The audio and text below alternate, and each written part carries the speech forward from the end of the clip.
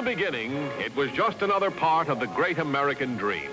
A vision of a proud and shining city, capital of a new nation. A man who signed himself G. Washington selected the site. And in 1790, Congress created the District of Columbia. Appropriately enough, this same G. Washington laid the cornerstone of the mammoth Capitol building, and with it the foundation of a city of destiny, Washington, D.C. Your first impression of the Capitol building is respectful astonishment. It's big. In the vast south wing, the House of Representatives makes the laws by which we live. The north wing houses the United States Senate, guardian of the people, and those precious inalienable rights which are their heritage.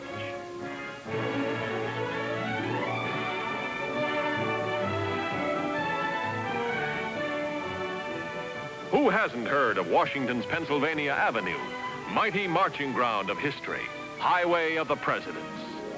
Renowned Constitution Avenue, along whose fabulous way rise the massive and majestic edifices of federal government, like a regiment of giants on parade.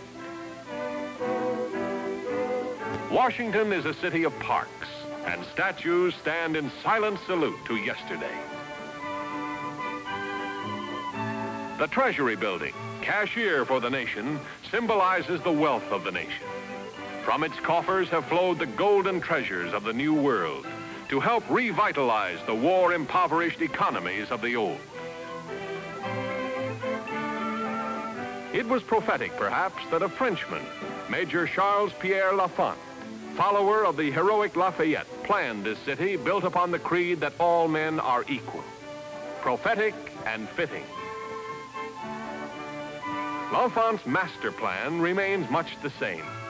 But since his day, Washington has become a place of architectural miracles, like the gigantic Pentagon building, amazing city within a city, a monster of steel and stone, containing some 6 million square feet of floor space, accommodating some 30,000 workers.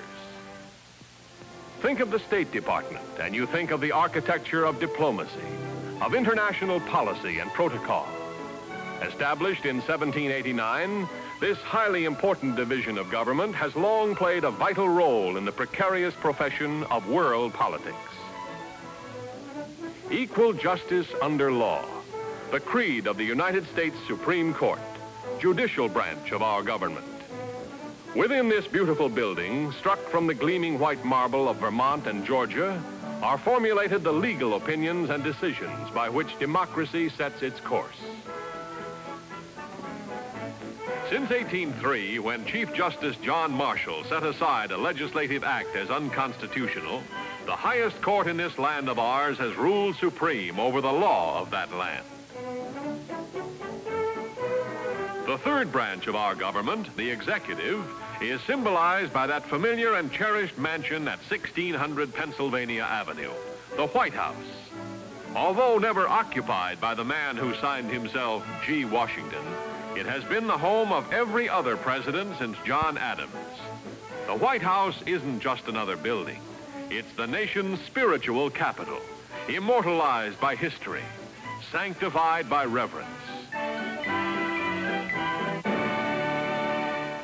Long ago, the story tells us, all roads led to Rome. But in this, the 20th century, all highways and skyways lead to Washington, D.C.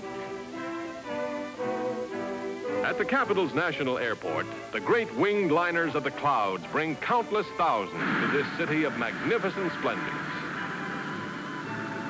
It is the beginning of a fascinating adventure, one you will never forget.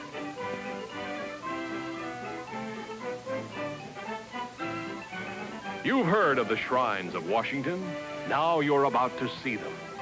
No American can look upon the proud pageantry of his country's past without both awe and reverence.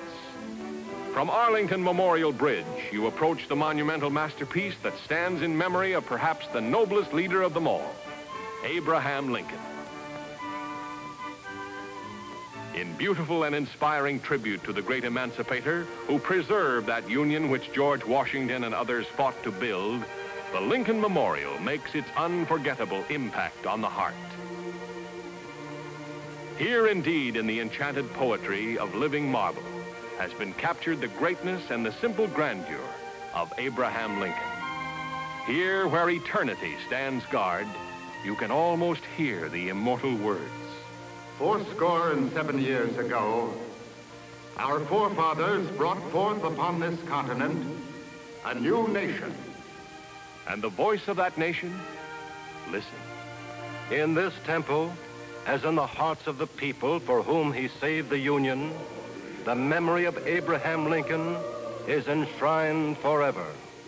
A. Lincoln, village postmaster, country lawyer. And then A. Lincoln, President of the United States. Truly, now does he belong to the ages. No, America never forgets her heroes. On the banks of the Capitol's Tidal Basin stands another magnificent memorial to a great patriot of democracy, Thomas Jefferson. This masterpiece in marble was dedicated April 13th, 1943, 200th anniversary of Jefferson's birth. It symbolizes America's gratitude to the famed author of the Declaration of Independence, who also became her first Secretary of State and her third president. Tom Jefferson, he swore eternal hostility to every form of tyranny over the mind of man. He had some ideas about the young America, too, and wrote them down in words of singing fire. We hold these truths to be self-evident, that all men are created equal. That all men are created equal, words that will hold their truth forevermore. And for the support of this declaration, with firm reliance on the protection of divine providence, we mutually pledge our lives, our fortunes, and our sacred honor. Our lives, our fortunes, and our sacred honor.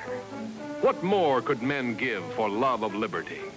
Men like George Washington, whose farewell address warned, "The jealousy of a free people ought to be constantly awake."